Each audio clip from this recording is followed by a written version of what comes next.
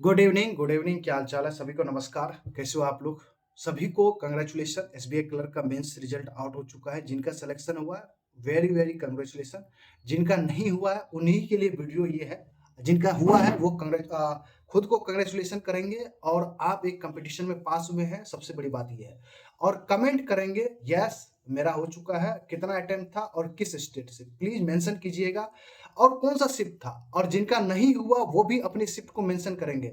और खास करके सेकंड शिफ्ट वाले बताएंगे जो 10 तारीख को सेकंड शिफ्ट हुआ था, क्या आपका रिजल्ट हुआ है, कितना बनाया था। देखिए, जो मैंने आपको एक्सपेक्टेड कटअप बताया उसी के रेंज में कटअप गई है, ज्यादा मत सोचिए, ठीक है। एंड नॉर्मलाइजेशन हुआ है। आपके लिए मैं एक वीडियो बना रहा हूं, इसी वीडियो के थ्रू आप अपने टीचर से जवाब मांगेंगे और बोलेंगे इस पे बात होनी चाहिए। सबसे पहली बात है, हम कंपेरिजन करेंगे एसबीआई आईबीपीएस से, अपने एसएससी से और रेलवे से। हम यहाँ पे सबसे ज्यादा पैसा फॉर्म फिलअप करने में देते हैं कि नहीं? एसबीआई को 800 से 850 रुपए देते हैं, आईबीपीएस को भी 700 से 800 रुपए पे करते हैं। एसएससी सिर्फ 100 रुपए लेता है, रेलवे सिर्फ 500 लेता है, उसमें भी रिटर्न करता है अगर कोई पास नहीं होता है। मान लीजिए फेल कर गया, फर्स्ट जो एग्जाम होता है उसका फर्स्ट प्री का, उसमें अगर फेल हो जाता तो उसको रिटर्न किया जाता आधा पैसा। बट हमें यहाँ पे कुछ नहीं मिलता है।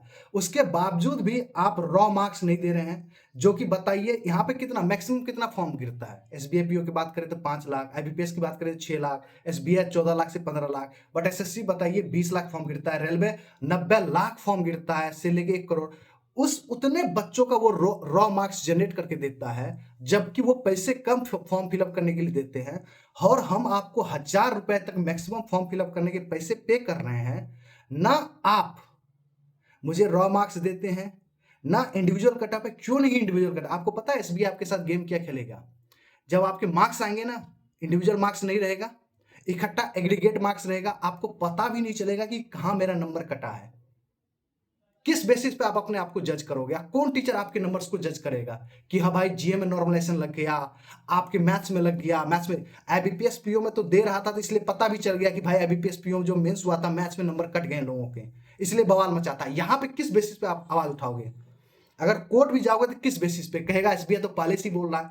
यही बात मैं 2 महीना 3 महीना से, जब एसबीआई मल्टीपल शिफ्ट में मेंस लेना था, उसी टाइम में बोल रहा था कि भाई इस चीज पे आवाज उठानी चाहिए। बट आप मुझे उस टाइम में गाली ग्लोज दे रहे थे, मैं हंस के भी आपको जवाब दे रहा था। और आप बार बार बोल रहे थे, क्या बोल रहे थे? आप अनिल सर के पैर के धूल के बराबर भी नहीं हो। मुझे नहीं बनना धूल के बराबर, क्यों मुझे उससे कंपेयर कर रहे हैं? वो बड़े टीचर्स हैं। बट आपके बड़े टीचर्स को आवाज उठाना चाहिए, आकाश यादव सर को इस पे आवाज उठाना चाहिए, हर्षल सर उठाते हैं आवाज, इसीलिए उनके लिए इज्जत बहुत ज्यादा बड़ा हुआ। और मैं जानता हूं इस बार भी वो आवाज उठाएंगे। अरोड़ा, आशीष अरोड़ा सर उठाते हैं। और टीचर कहाँ है? यशराज सर कहाँ चले जाते हैं? हमारे वेटरन वाले सर कहाँ चले जाते हैं? वर्चुअस वाले सर कहाँ चले जाते हैं? आर्ट ऑफ रीजनिंग वाले सर कहाँ चले जाते हैं? अनअकैडमी वाले टीचर्स कहाँ चले जाते हैं? पीएनडब्ल्यू वाले बैंकिंग टीचर्स वाले कहाँ चले जाते हैं? एक एसएससी वाले टीचर है, वो रद्दी से रफ वर्ड यूज करते हैं भाई अपनी वीडियो में। एसएससी को लाइन पे ला दिया भाई, एसएससी को लाइन पे। बट आपके बैंक की इंडस्ट्री में उससे ज्यादा टीचर है, वहां पे तो भाई गिना चुना ही टीचर्स है फेमस। आपके इस चीज में बहुत सारे टीचर्स हैं, बट एक लोग भी सही ढंग से नहीं बताते हैं, सिर्फ हर्षद सर को छोड़ के कि वो दमदार आवाज उठाते हैं, और एक मैं आपके लिए। बट आप क्या बोलते हो? गाली गलौज करते हो, मुझे वो उस टीचर से कंपेयर करना लगता है। क्यों भाई, मुझे क्यों कंपेयर कर रहे हो? जो चीज मैं बता रहा हूं उस पर आवाज उठाते हो। लॉस आपका है। एसबीआई क्लर्क आपको मार्क्स दे देगा, इंडिविजुअल पता भी नहीं चलेगा कि रीजनिंग में कटा नंबर, क्योंकि मार्क्स ही नहीं देगा, वो एग्रीगेट मार्क देगा। और मैं बार बार बोल रहा हूं, ये जो सोच रहे हो कि कटअप ज्यादा गया है, मैं बोल रहा हूं कुछ स्टेट का, जैसे कर्नाटका है, वो 80 के रेंज में गया होगा। बट आप देखना मोस्टली कटअप आपको 70 से 80 के बीच में ही होगा।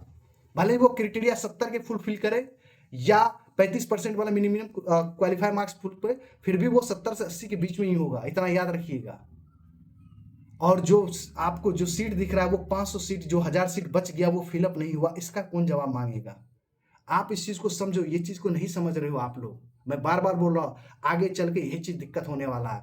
आप एसबीआई पीओ में कोई आवाज उठाया कि आपने क्यों दिया? बस 1-1 मिनट की वीडियो सबने बना दी, बट उस पर कोई भी लंबा नहीं खींचा कि एसबीआई पीओ में जब आपको 3 गुना लेना था इंटरव्यू में, आप लिए सिर्फ 600 की सीट के अनुसार सिर्फ 800। वहां पे भी आपसे हुआ। फिर आईबीपीएस पीओ में जो नॉर्मलाइजेशन हुआ, मेंस के बच्चे के जो 25-25, 30-30 मैथ बनाए थे, उसको आप 10 नंबर 12 नंबर पे टिकटा दिए। आप बोलते हो कि मेरे में है नहीं, तो ये चीज चेंज होनी चाहिए कि नहीं आईबीपीएस के एग्जाम में। और आईबीपीएस से भी बोल रहा हूं, एसबीएस से भी बोल रहा हूं, भाई क्या कर रहे हो भाई? हम इतना पैसा आपको फुल अप करते हैं, 1000 रुपया देते हैं, एसएससी के कंपेरिजन में, रेलवे के कंपेरिजन में ज्यादा पैसे पे करते हैं, और आपसे एक चीज सही ढंग से नहीं हो रहा है। अरे जब आप रॉ मार्क्स देंगे तभी तो बच्चा को पता चलेगा कि हाँ मेरे इतने रॉ मार्क्स बन रहे हैं, इतने पे कटे हैं, जीए में मेरे इतने कट गए हैं, इतने बन रहे हैं। फिर जब आप फाइनल दोगे तभी तो पता चलेगा कि नॉर्मलाइजेशन में यहाँ से नंबर हुआ है। और कुछ टीचर ये चीज क्यों अपने बच्चों के दिमाग में डालते हैं कि नॉर्मलाइजेशन कोई भी मेल नहीं खाता है आपके एक्यूरेसी से मैटर। भाई जब एक्यूरेसी से नहीं मैटर खाता है तो हर एक सीट में आप 200 क्यों नहीं बना करते? 200 क्वेश्चन में फिर क्यों आप 100 बना करते, 105 बना करते हो? फिर टीचर ये क्यों नहीं बोलता है कि जब नहीं मेल खाता है तो आप सब बना के आओ, पहले 100 बना लो, जो रिमेनिंग बचता है वो 100 के 100 पेल के आओ? ये चीज क्यों नहीं बनता? ये चीज मैं पूछना चाहता हूं आपके टीचर सबसे। और आज भी लाइव में मुझे आप गलत सलत बोल रहे थे। भाई जब मैं आपके लिए आवाज उठाता हूं ना, बहुत जेन्युइनली आवाज उठाता हूं। मैं 2-3 महीना से बोल रहा था कि भाई वेट मत करो, एसबीआई क्लर्क का रिजल्ट बहुत तकलीफ पहुंचाने वाला है। बट मैं ये भी बोल रहा था कि 3 शिफ्ट में मेंस नहीं होनी चाहिए। क्या आपके पास इतना इफिशियंट नहीं, आप इतना इफिशियंट नहीं हो कि एक शिफ्ट में आप पेपर करवा सकते हो? हमारे बिहार में ही पिछले साल देख लो, बीपीएससी का एग्जाम 3 शिफ्ट में हुआ था, बच्चे ने हंगामा खड़ा कर दिया था, क्योंकि 3 शिफ्ट होने से घाटा है भाई। हर एक शिफ्ट में अलग क्वेश्चन है। सेकेंड शिफ्ट में हुआ क्वेश्चन, आपको जीए का लेवल बढ़ गया, और मुझे पता है कि उसमें से मैक्सिमम लोगों का रिजल्ट नहीं हुआ है सेकेंड शिफ्ट में। मैं लिख के दे रहा हूं, नहीं हुआ है। तो आप रेडी रहिए और कमेंट करें कि किसका रिजल्ट हुआ है, कौन से शिफ्ट में हुआ है। सेकेंड शिफ्ट वाला खास करके मैसेज करेंगे। और ये आवाज सारे टीचर्स के पास पहुंचाइए कि हाँ हमें रॉ मार्क्स मिलना चाहिए, इंडिविजुअल मार्क्स इंट्रोड्यूस होना चाहिए, हमें पता तो चले कि कहाँ मार्क्स कट रहे हैं, कहीं नहीं पता चल रहा है। और ये होना चाहिए भाई, याद रखिएगा। नहीं करेंगे तो हर एक साल आपको दिक्कत होगा। Thank you very much. Video को शेयर करो, जिसको सब्सक्राइब करना है, नहीं करना है मत करो, बट टीचर्स के पास पहुंचाओ। Okay, thank you very much, good luck.